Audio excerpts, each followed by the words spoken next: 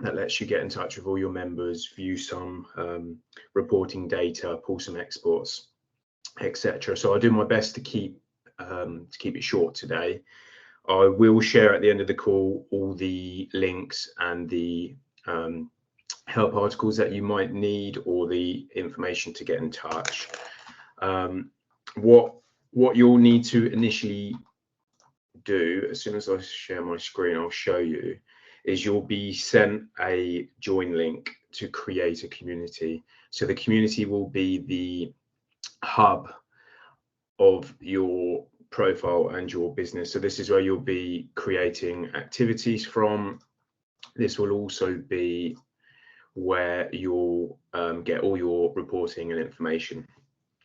So you'll all be shared a unique link that lets you create a community within the Active Cornwall network. So what I have on my screen here is a view of the Active Cornwall network. So within that are already existing providers. So you'll see a whole list of these. And what you'll be asked to do is to create one of these for yourself. So you'll have a link that will take you to a create page that looks like this. You'll be asked to give a name for your community. So this will likely be your provider name. You'll have the option to put a short description about who you are and what you do. You'll have then the contact email address to fill in. So this is what will be shared with all providers or parents that make your booking. So the contact email should be the email that you use for queries or support. You'll be asked to set a venue if you have one. You can leave this field blank for now. You will be asked during activity create to set or create a venue where your activities are hosted. This is looking to put a venue behind your community as well. So if there's a specific location that you always operate out of, you can pop in your postcode here, and the system will take you through a quick venue create. It will be the same as the one that I go through later in the activity create, so I won't go through that twice. You'll then be asked for the main type of activities that you provide. So if you can't find any from the list, you can select activity holiday camp, and this will put a general label on your community. As soon as you're happy with that, you can click create. So we do try our best to keep it short.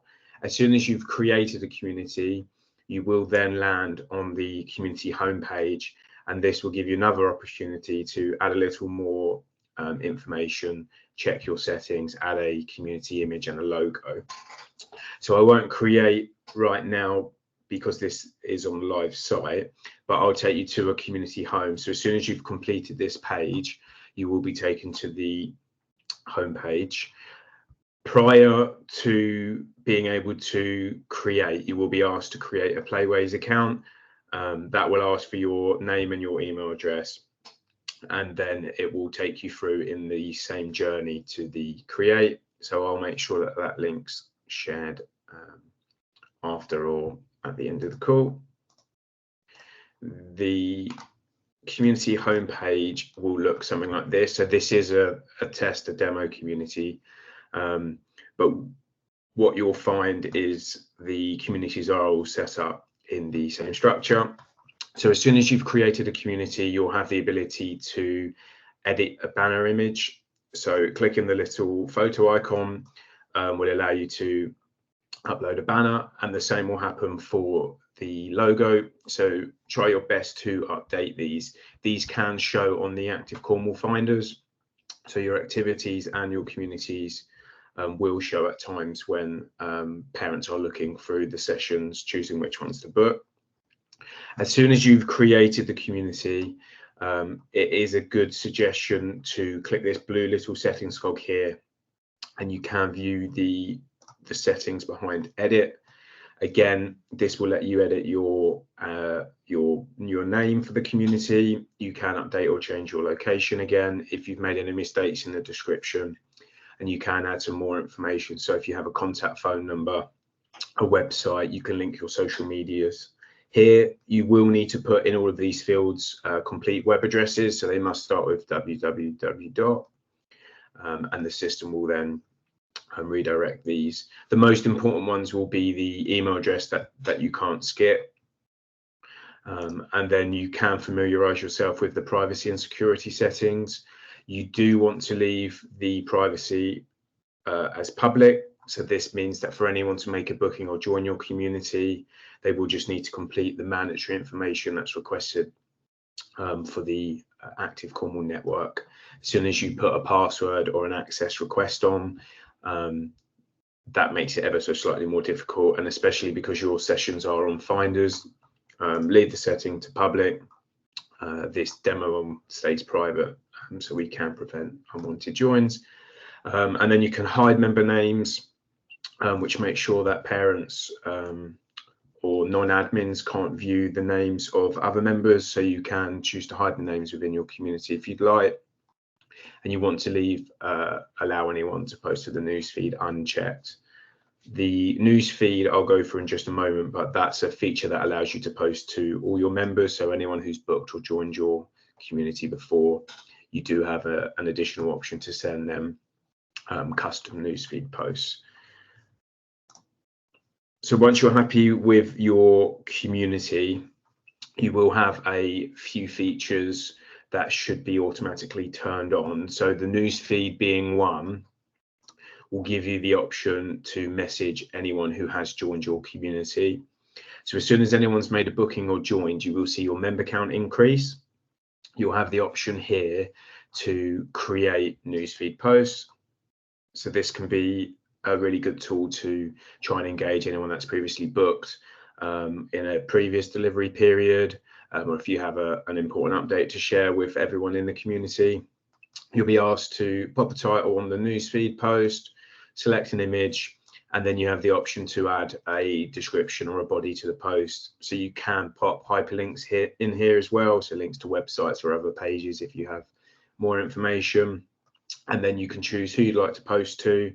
So there'll be a list of different types of roles. Generally, you will select all members, and then you can also send an email to each member of the community as well. If you leave that unchecked, we'll send them a notification within the Playwaze app, so they'll get a custom newsfeed post in their feed. You will potentially have the option to take paid places. So prior to going and creating any activity, you will need to visit the payments section. It doesn't show here right now, but as soon as you open the payment section, you'll have an option to connect a merchant account. What this does ensure is it will take you through a flow with our payments provider, Stripe. You'll be asked to register or log into a Stripe account. As soon as you've done that, the system will be ready to take payments. So if you are taking payments, try and remember to do that. If you do proceed in the activities create, you will get to the payment section. If you haven't already connected, you will need to go back out and connect via payments. We do have some help articles, and if you do have any problems with that, the little green help icon on the right side of the page will give you all the information you need to get in touch with the support team, and you can do that via email or WhatsApp. As soon as you're ready to then create an activity, you will find automatically the activities feature turned on for you. You can see the little create icon here. As soon as you click that, you will be given an option to create an activity. So all the providers within the Active Cornwall network will have premium activities on. So this should be pre-selected for you. As soon as you come onto this page, make sure premium is selected and click continue.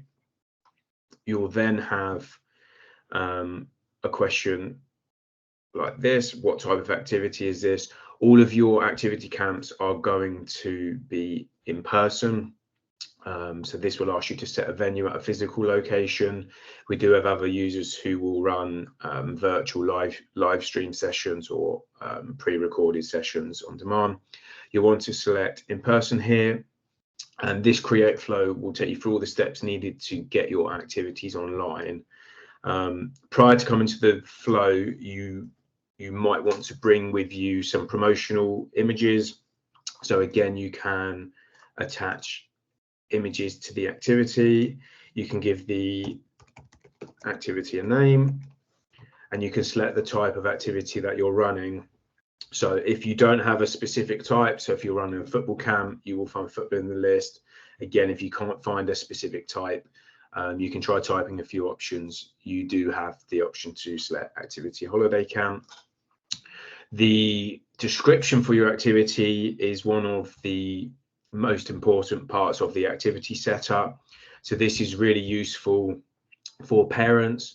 So they'll see this when looking to book the session. So the description can be a very good selling point for parents. You can describe what's happening in the session.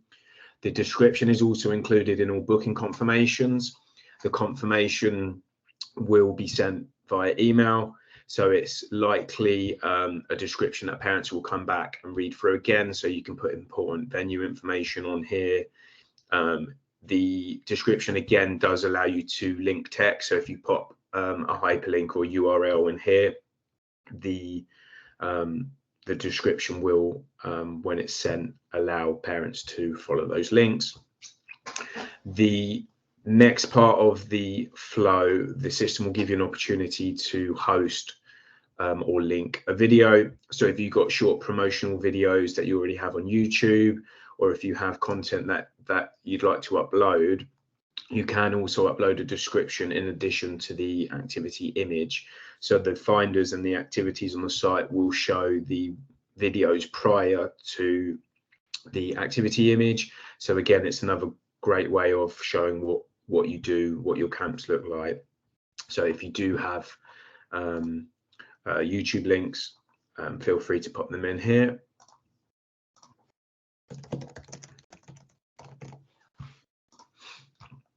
You'll then move through the flow to the participant section. What you will want to do is to turn on the overflow list. So when you're creating your session, as soon as your session's full, if there are parents who are interested in booking further spaces, they can sign up to an overflow list. So what the system will do is it will keep a list of anyone who's interested in the activity should any spaces become available. So if you have any cancellations, or if you do have any additional capacity and you increase the capacity of this session, you do have an option and view and notify everyone on the overflow list.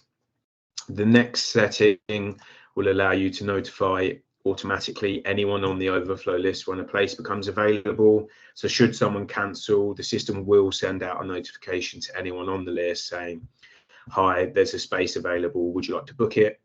The session or the space available is first come, first serve. So across the site, whenever there's a space available, all the finders and the activity bookings are available. So what this does, again, it gives anyone on that list a chance and a notification to book. The next setting you will want to skip over and ignore. So the use for this setting is to send a notification after your activity to ask if someone's attended or not. You will likely be taking the register each day, or your session organizers will be taking the register each day.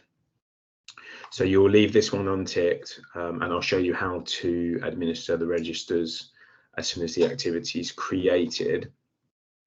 You will be able to give some additional information for the activity. So you'll find in the disability list a selection of disabilities that your session might be suitable for. So you can multi-select from this list. You're able to give an age range for who the session is suitable for.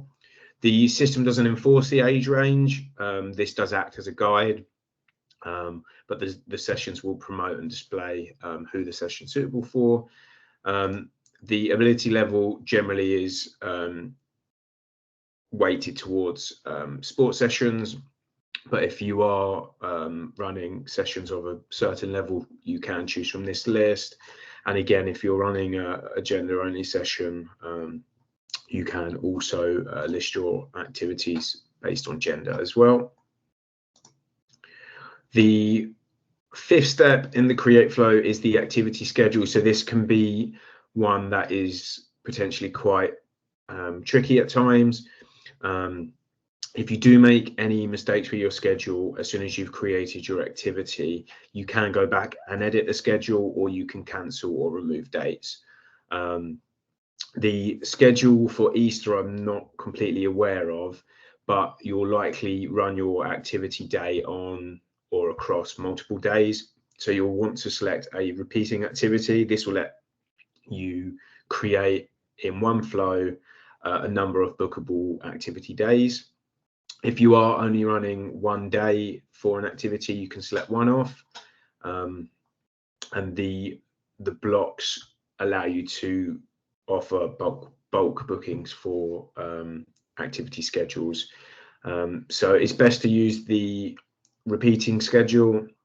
You'll be asked for the length of time that your activity runs for. So 8 hours has been selected here. And then you'll be asked to select or change an organizer. Within the site, you will be granted admin access for your community. So as soon as you create that, you'll be granted admin access. Part of that access gives you access to all the members' private information, custom data. You can pull exports, you can view activity analytics, etc. If you do have session organizers or coaches who you don't want to grant full access to, you can mark them, as long as they've joined your community, you can mark them as an organizer. So this will let you select a different member. They're not an admin of your community, but this will grant them additional privileges for this activity only. So they'll be able to mark registers, view the details of the children who have booked, and that can be a really helpful permission to use if you don't want to give someone full access to your community. You'll be asked to set a limit on the number of bookings that you can offer. So you should always set this to the highest number of spaces that you have available.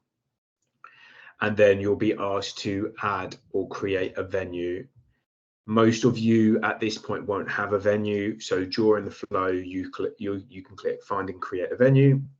This will pop out another tab, and you'll be asked to search using a Google field for your location. So you'll see here that the Google locations will pop up. As soon as you've found your location, you're happy with that, you'll click Next, and the system will search for an already existing venue. So you'll see that Stamford Bridge already exists. If you aren't happy with the venues that show, you can skip that and create a new venue, and this will give you the option to name your own venue, select the type of venue that you're running, or select the type of venue that you're running your sessions at, and then you can give a brief venue description. The most important part of the venue is the address and the name. And the description can be quite helpful for parking instructions, any important updates or information to know. You can pop them in here, and the system will show them should the venue be viewed. So the venue name and the location is the most important part. You can upload images if you'd like. As soon as you proceed to the next page, you will be given the option to finish. So for activities, you only need to give that basic information that you've already put in. You can add more detail to the venue. So you can see on the left side, you can add contact details, location details, opening times. And this is because some providers with us will host and list their venues online. So you don't need to go through all that detail if you don't want to. And you can click Finish. I'm not going to finish that test venue because I've already got one to use, but as soon as you finish that, you can close the tab. As soon as you come back into the flow, the venue will be updated for you. You will then be given the option to open and close your bookings on certain days. You can leave this empty. So the bookings all open on the same date. So as soon as you've completed the activity create, I'll show you how to hide your bookings, and what you can then do, or what ActiveCorn will do is unhide the bookings on the day that bookings go live. So they'll do this all at the same time. So you won't need to worry about opening or closing your bookings using this feature. You'll then be asked to run your schedule. The scheduling piece can be quite tricky at times. What you'll initially do is select the date at which your first session runs. So if we're looking to run sessions Monday to Friday next week, you would select Monday the 26th. And again, you choose your start time. So this will align with the session duration that you've set above. So the session will start at 8 and it will run for 8 hours. And then you'll be asked how often your session repeats and how many or how long your sessions will run for as well. So if you want to run sessions every Monday, Tuesday, Wednesday, Thursday, and Friday for 1 week, you would select the 26th to start, and you would select Friday the 1st as the end date. If you're running sessions over 2 weeks, if you extend the end date to the 8th, the session will, on every Monday, Tuesday, Wednesday, etc., create sessions on those dates within the schedule. You can have multiple schedules. So if you do have quite an awkward offering, you can change a second schedule. It's best to try and use one schedule. If you view the calendar as you're setting up, you should hopefully be able to get the dates that you're looking for. If you do create too many dates, again, I'll show you after the flow, you can create and delete activity dates as well, or you can come back and edit the schedule. So if you don't get it right first time, you do have the flexibility to make some changes. You'll then be asked whether you are going to use a booking form. I believe that currently only funded bookings only will need to use a booking form. This will be pre-selected by default. So as soon as you create an activity, it won't quite look the same as this because this is a demo community, but you will have a booking form pre-selected and it will say funding bookings only. And all the ActiveCorn fields that are required to make the booking will show in this form. If you are taking free and paid places, you can select no form, and then you'll be asked to, a little later in the flow, to set some payment options. And this is where you'll set a rule that asks for the free school meal voucher code. The funded bookings only will have a request for the free school meal codes in this form. And if you're taking free and paid places, the free places will ask for the free school meal code. So I'll proceed as if I'm going to take payments. If you're not taking payments, all you need to do is make sure funding bookings is selected, and you can skip past the payment section. So the payment option here, you'll need to select yes, and you will need to already have signed up as a merchant, and you'll see your merchant account that you've linked in this list. So you'll be asked to set a price for the session, and then you'll have the option to offer discounted prices. So if you're offering free school meal places, you'll be able to offer a free school meal place for free, and then you'll be asked to select the rules that allow the parent making the booking to have access to the free booking place. So within the ActiveCorn network, there is a free school meal voucher discount rule. So as soon as you click select rule, you'll see it here. It will be free booking places, or it will say free school meal voucher. Make sure you select that, and then if you have a limited number of spaces for free school meals that you're offering, you can pop those in here. So if you remember previously in the create flow, you would have selected a maximum of 20 spaces. If you assign 10 of those spaces to free school meals, then you'll be offering 10 spaces for free school meals at maximum, and then the rest can be booked. You'll then have the option to offer add-ons. So some providers will use this to offer lunch items. They'll use it as information to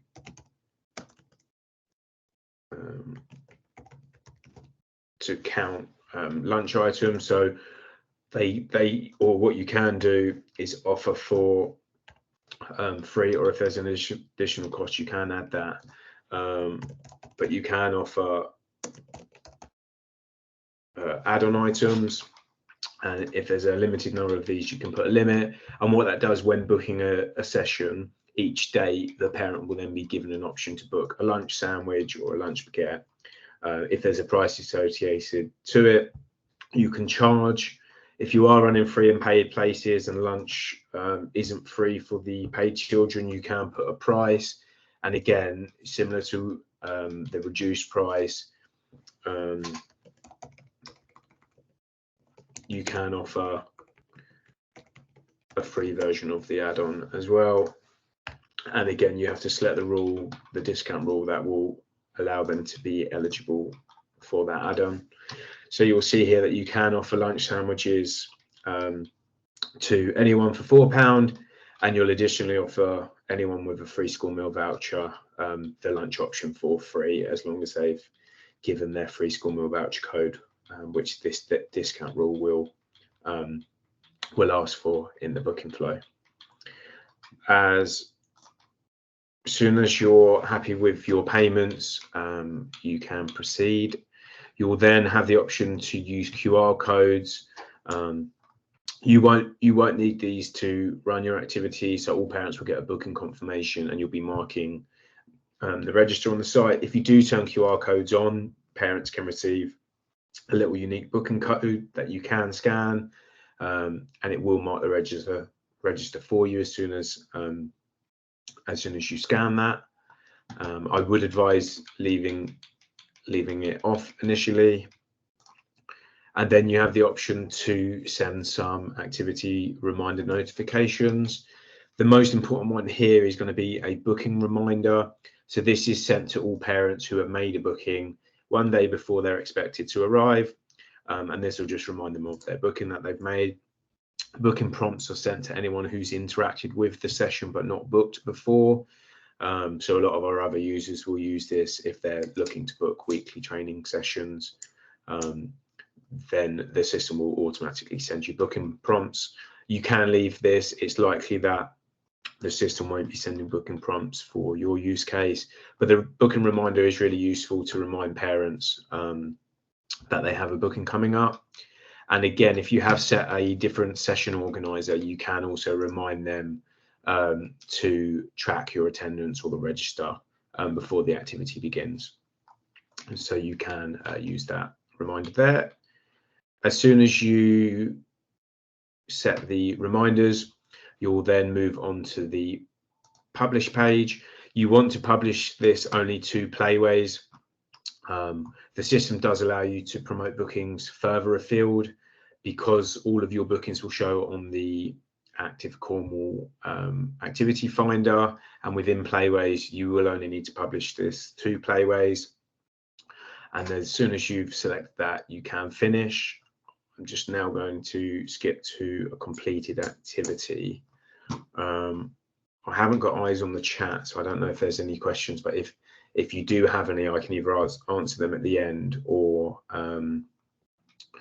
feel free to interrupt.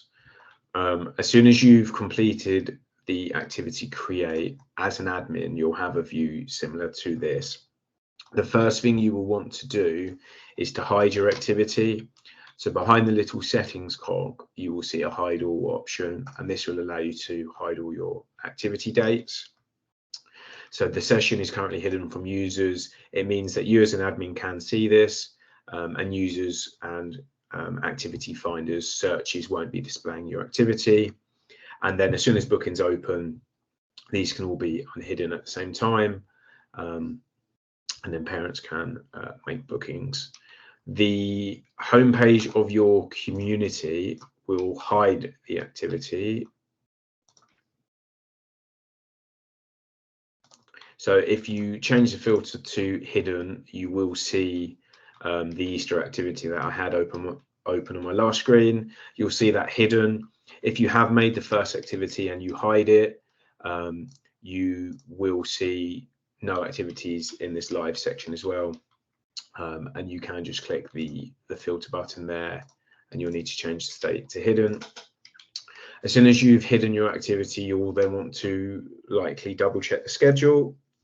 You can make sure that the schedule is how you like. If you're unhappy with the schedule, you do have an admin toolbar here with lots of options on. So you can click edit and edit all dates, and this will take you back to a similar view to the create flow.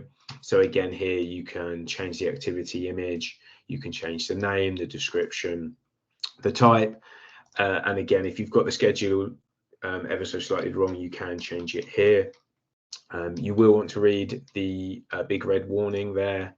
What that in short is letting you know is if you do make changes but someone has booked, the session won't always adjust those dates automatically for you. So as soon as you created the activity, check the dates. If you are unhappy or you've only got one date that you want to remove, if you've had no bookings on it, you can click remove here. So Monday the 4th of March, if you click remove and you confirm that you would like to remove it, the system will take that away for you and you'll see the session date removed. And again, if you'd like, you can cancel dates. So if you want to cancel the 5th, cancel and confirm. And the session will remain for you to see. You'll see the status updated to cancel down here. And you'll be able to see the session or unhide it, reactivate that if you'd like at any time. But parents or users won't be able to make that booking for you. As soon as you've created your activity and bookings go live, you might need to add or invite users. So parents might be having trouble booking, so you can add and invite users. This isn't advised if you can avoid making bookings for parents, because you aren't asked to go through a booking flow.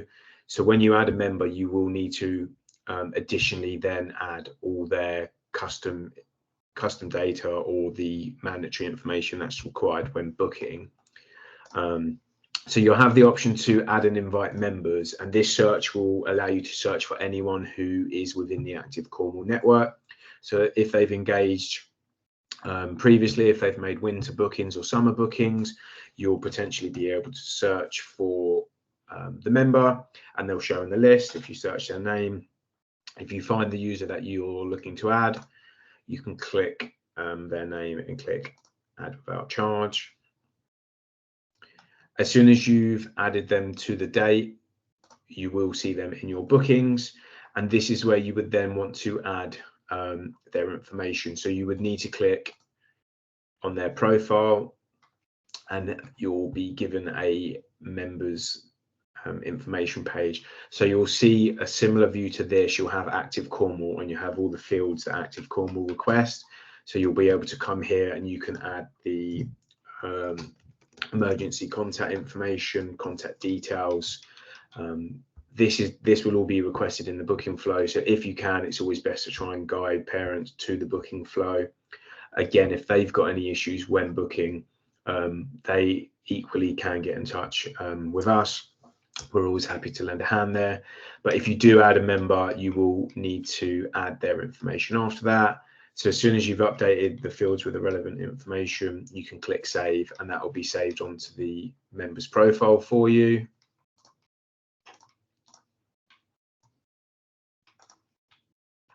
You can also do this from the members section. So from the home page or at any time, you can see the the members figure, if you click on that, you will see a members page. And again, anyone who's booked or joined your community, you'll see an active members. You can click on their name and you'll have a similar view. So you don't have to do it from the activity page. You can also do it from the members. And this page is also the place in which you can grant admin permissions. So clicking the little settings icon in the top right corner, if you do have other members of staff who you'd like to give admin permissions to, if you toggle the little blue button on, the system will give them permission, and again toggle that off and their permissions will be removed. Within the session, once you have bookings, you'll then have the option to view a register. So for February the 26th, once you have bookings, you can click register and you'll see all your bookings here, and all of these fields filled out with their booking information. And then you can export each register by day.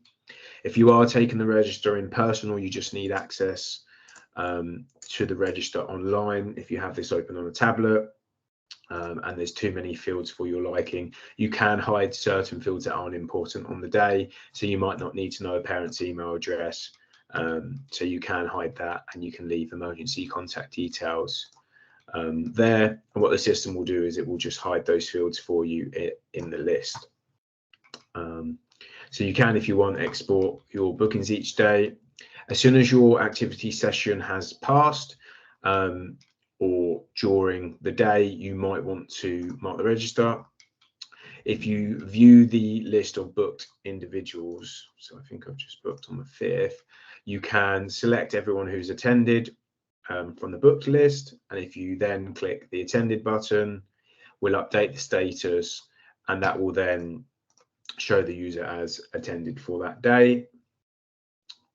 And again, if they don't attend, you can either leave them in booked, or you can remove them from a session. If a parent wants you to cancel a booking, again, you would come here, click bookings. There is an example here, but you can click, check the box and click remove, and that'll take the user out for you. And then you do have the option to send a message. So for March the 5th, if you send a message, you can send a message to everyone who's booked, and you can send them a quick reminder, or if you've got an update about the session itself, you have another chance to do that here, and that's specific to the activity date. And then again, you'll have the option to preview what your activity looks like. So as soon as you've created it, you'll be able to see the price, the discounts that are available, your description, your venue, all your add-ons. So if you do see anything that's not quite right, again, you'll have access to that through the register, through the edit, sorry. And that should be most of the functions on this page. If you do have booking queries, if you click activities from the nav bar at the top here, this will open an activities dashboard. So all your activities will show on this page, and you can change the filter to bookings as well. So if you have a parent querying a certain booking, if you search their name, you'll be able to see all the bookings that they've made and the status of the booking. If someone is on the overflow list, they do show as notify me. We will look to change that to overflow because it doesn't quite align, but all the other statuses should be correct. So you'll see if they've already attended, if they're booked, they're marked as attending, and you'll also see if you've added them as an admin. Again, you'll have options to export and share these results, and you'll have the same in the activities dashboard. So it's a good idea once you're up and running to use the dashboard. If you do get queries, there'll be some useful information that you can export.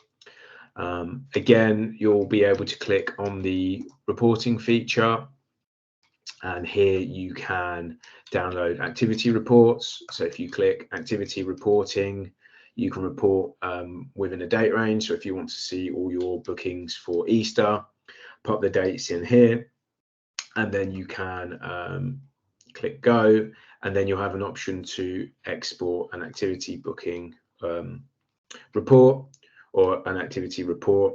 You can specify this to bookings only, so that's everyone who's booked. Attendances, again, anyone who's already been to a session. You can see the cancellations that you've had and the interested or overflow list. You can report on that here as well. The activity reporting will include all of those, so you will probably find the most useful export from this page. You will then have enabled, I'll only show you this briefly because I'm aware I'm going through a lot of information. You will have enabled in this nav bar as well.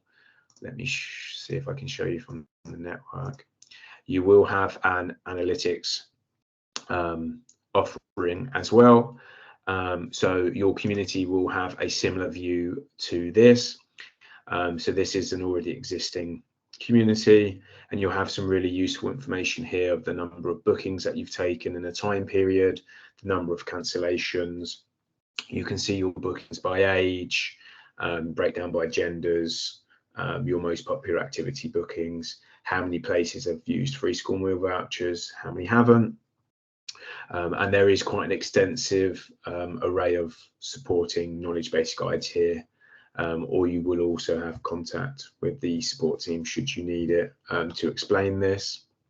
As soon as you finish a period, it can be useful to take a look at the analytics dashboard if it is of any interest to you. I'm just going to go back to the activity page.